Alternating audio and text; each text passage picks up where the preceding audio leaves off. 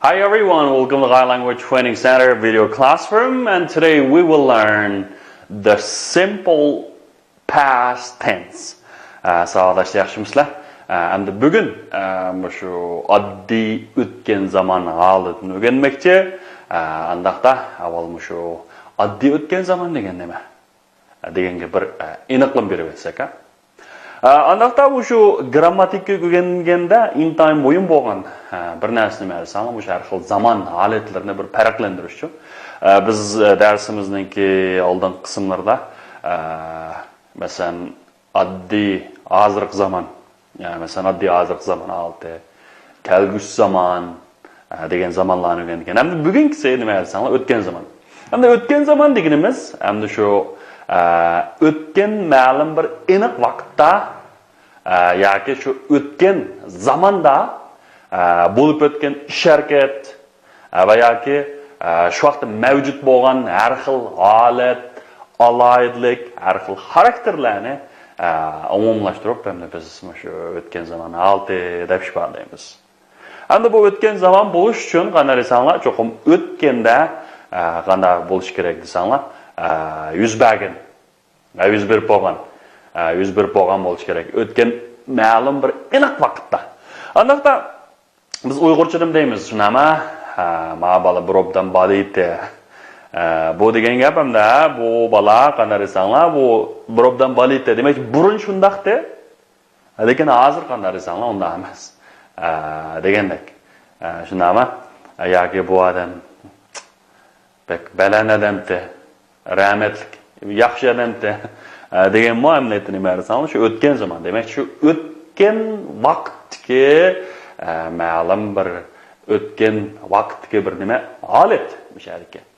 Endi bu o'tgan zaman albatta shu vaqt ravishlari bilan birga keldi. Abaydan sizlarga cho'qim o'tgan zamondagi yoki o'tmishdagi aniq vaqtda yuz bergan ish-harakat yoki shu vaqtda mavjud bo'lgan har xil holatlar, alayidlik, xususiyat va xarakterlarni albatta umumlashtirib shu o'tgan zaman altida emas. Aniqda masalan bu shu o'tgan zamonda ko'p uchraydigan ba'zi vaqt ravishlari bor. Qarab baqsaq, yesterday morning. Okay, yesterday deganimiz tunugun. Shunama, yesterday morning, tunugun attigan. Yesterday afternoon, tunugun tushdan keyin. Endi men morning degan tushdan burun degan gap savodashlar. Bu taxminan shu attigandan tong'atgandan tortib, demak shu attigandan tortib toki 12 gacha bo'lgan shu bo'lak vaqtni morning deymiz, jumi? Shunga odatda biz in the morning deydigan gap. Ma afternoon degan jo'da desanglar, soat 12 dan keyin toki 4:30 gacha bo'lgan oraliqni nima deymiz desanglar, afternoon deymiz, afternoon. And the last night. Okay, last night. Tunugun kecha. Ma night deganimiz kecha. Last week. Okay, o'tgan hafta, last month, o'tgan oy, last year, o'tgan yil. Demak, endi shu aniq bir vaqtni ifodalab beradi. Yesterday morning, yesterday afternoon, last night, last week, last month, last year degandek. Okay, endi misharga last degan eng oxirgi yana bir ma'nosi oldingi degan gap. Oldingi yoki o'tgan hafta, o'tgan oy, o'tgan yil degandek-chi. Undan keyin yana cho'g'ri desanglar, yesterday, masalan, the day before yesterday. Endi mana qarasanglar, the day before yesterday. The day iliq bir kun. Yoki kun, shu aniq bir ko'z sotgan kunni ko'rsatdi. The day before yesterday. Tunugundan burunqi kun. Bu tunugundan burunqi kun degan nima? O'lish kun bo'ldi. The day before yesterday. The day before yesterday. Yoki masalan, yana vaqt ravishlarni yana nimani ifodalash bo'lursan, ago. Okay, ago, like an hour ago, bir soat burun. Bularni diqqat talaffuz qilganda ma hour, ma h qanday qilinmaydi desanglar, talaffuz qilinmaydi. Buni hour deb o'qimaymiz. Bu nima desanglar? Hour. An hour. Uningdagi ma n ni qo'ygandami, yana bir diqqat qilganimiz, shu ismlarningki talaffuz qilganda birinchi tovush, so'ziq tovush harfi bo'lsa, yoki so'ziq tovush bo'lsa, uningdagi n ni qo'yamiz. Agarda so'ziq tovush harfi bo'lsa, n ni qo'ydik, uzuk tovush harfi bo'lsa, bunda qo'yildik desak bo'lmaydi. Va tovush bilan harfni almashtirishga qanday desanglar bo'lmaydi. Tovush degan eng kichik birlik. Shunami? Mishariki, masalan, I, A, I, mushul nima tovush.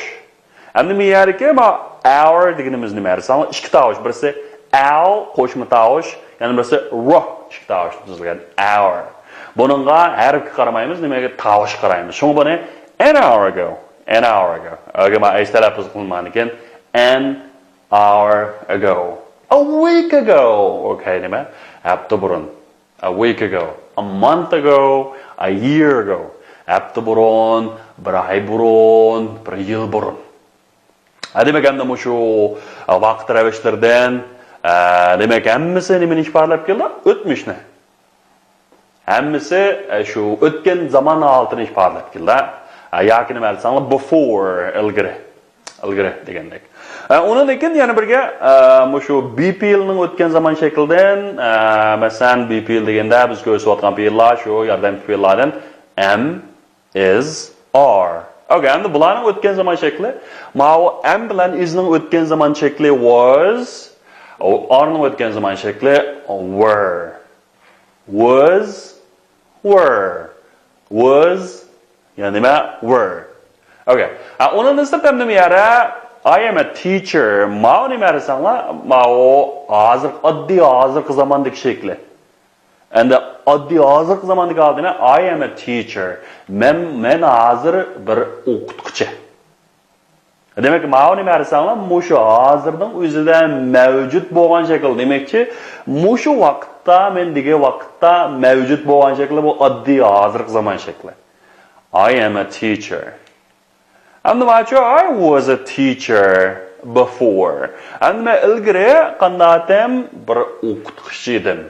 Endi bu yerga endi I was a teacher, men bir o'qituvchi edim degani endi nima desanglar, bu o'tgan zamonga taalluqli. Agar endi I was a teacher before, men ilgari o'qituvchisin degan bo'lsam, demak hozir qanday emas? O'qituvchi emas.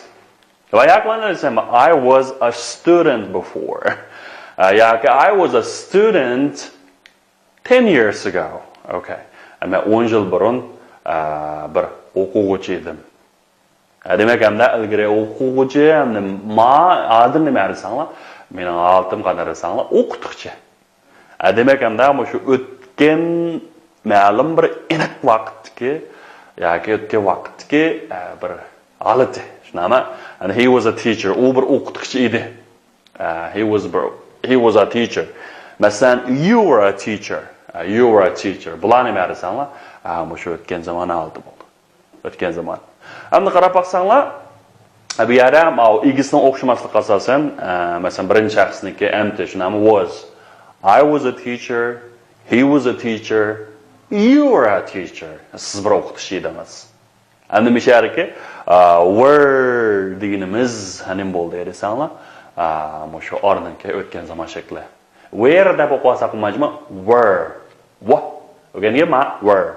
Endi buni jumla shakli qanday bo'ldi desangiz, saqlashda avval egisi. Ega degan shu ish harakatni paydo qiluvchi shunami? Undan BP yilning o'tgan zaman shakli. Undan boshqalar. Boshqalar. Masalan, he was short in 2010. Endi 2010-yili paqa edi. Demak, hozir egizlab ketdi degan gap. Bu nima o'tmishdiki bir holat. Uning paqaligi o'tmishdikisi. Shunami? Hozir ham qanday desam, balki o'zgargan bo'lishi mumkin. She was in London last year. O'tgan yili Londonda edi. She was in London last year. Demak, hamda bu o'tmish shunami? Balki hozir boshqa yerda bo'lishi mumkin, yoki London bo'lishi mumkin. Biz uqmaymiz shunami? O'tgan yil shu vaqt edi. Demakki, o'tgan yil uning altini ekan London ekan. We were with him yesterday. Tunugun biz uning bilan birga edik. With him billah shunami? We were with him. Masalan, this dress was in fashion last year. Okay, endi men yerga in fashion degan moda degan gap. Demak, hamda bu ko'ylak ayollarningki osti usti qo'shash uzun ko'ylakni nima deymiz? Dress deymiz. Bu ko'ylak qanday o'tgan yili naytdi. Moda edi. Moda edi bu o'tganda. Mesela they were in park an hour ago. Okay, bir saat burun ular nima edi? Bog'chada edi.